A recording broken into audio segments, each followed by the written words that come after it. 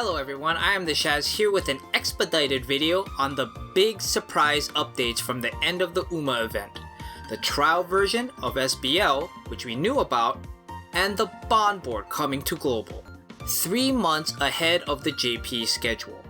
A very large surprise to say the least. In this video, we'll mainly cover what the bond board does, why it's important, and cover why, before you exchange any of your incoming tickets, you'll need to plan everything out. If you want to check out the video on SBL, I'll have that link in the description.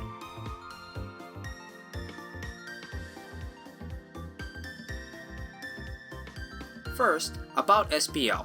I want to apologize if you've watched the SBL video I released a few weeks ago, as I neglected a very important piece of information, which was the 10% stat bonuses to third years. Being new to content creation is no excuse for missing such a vital piece of information, and for that, I am sorry. While you shouldn't let it alter your entire strategy, you should think of it as a tiebreaker if you're having trouble picking between which cards to run, if the stats are relatively equal. Next, let's cover what the bond board is. The bond board, at its core, is a secondary resource to use to buff all the cards you own of a particular idol. Yes, every card. If you have a bunch of cards of one particular idol, guess what? All of them get buffed. While the stat increases may seem minuscule, when you add them on top of your normal bond bonuses, the effects can loom large. Currently on the screen, you're watching me bumble through the bond board when it first came out on JP. The first few levels of the bond board are quite simple. You just need a bunch of regular memory pieces for the corresponding idol. Then you will combine that with gold and school idol badges at later board levels to increase the stats shown on screen. You don't need to worry too much to start with, as for the most part, if you've been farming song titles and bond in an efficient fashion, you should have enough materials to get you through the first 5 board levels. By the time you complete these first 5 levels, you will have gained 1.5% of each of your base stats for all cards for that idol: appeal, stamina, and technique. In addition, at this point, you should be able to re-max level your R and SR cards to level 46 and 64 respectively. The other buffs, crit rate up, crit tap voltage up, SP gauge gain, etc. are a little more inconsequential, so don't think about them too much. They're just more type bonuses.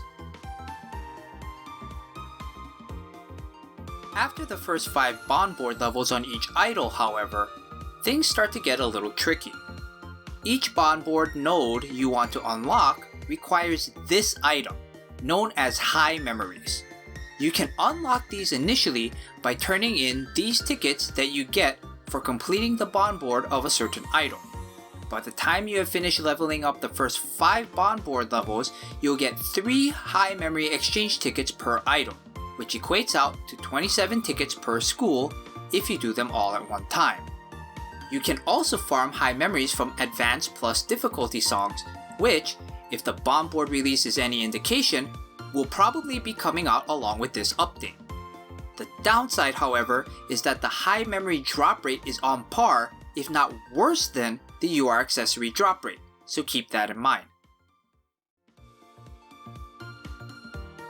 Because of the high memories requirement, once you get to the 6th bond board level, I would take inventory of all the cards you have and start by prioritizing your stronger cards. If you happen to have multiple strong URs of a certain idol, I would make sure to save at least some of your high memory exchange tickets for that particular idol, as on the 7th bond board level, one of the biggest nodes you can unlock is the max level 82 for UR cards. You may be thinking, Shaz, you want me to save these seemingly important tickets just to raise my UR card level by 2? Yes, that is exactly what I'm suggesting. Especially for your stronger cards, this not only provides an additional baseline stat increase, but can increase the frequency at which you tap for max score during a normal live, which could be what you need to S-rank a song for the first time. I can't begin to emphasize how much I suggest taking stock of the cards you own. as I know just how scarce high memories really are. To me, it doesn't make sense for you just to use the high memory exchange tickets for 3 nodes on each idol if you don't even have URs of a particular idol. As someone who has spent more candies on playing Advanced Plus difficulty than he would like to admit, I would much rather buff the cards that I do have rather than buff cards I hope to get.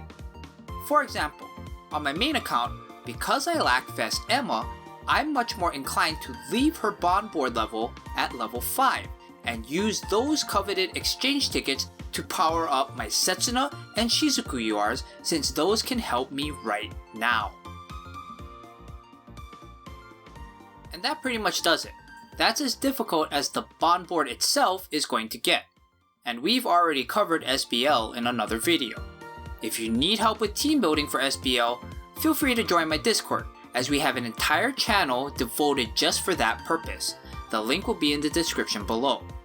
If you want to watch me play through SBL, I will be doing so on my Twitch channel on Friday, Saturday, and Sunday, so come hang out as I try to cheese my way to some MVPs.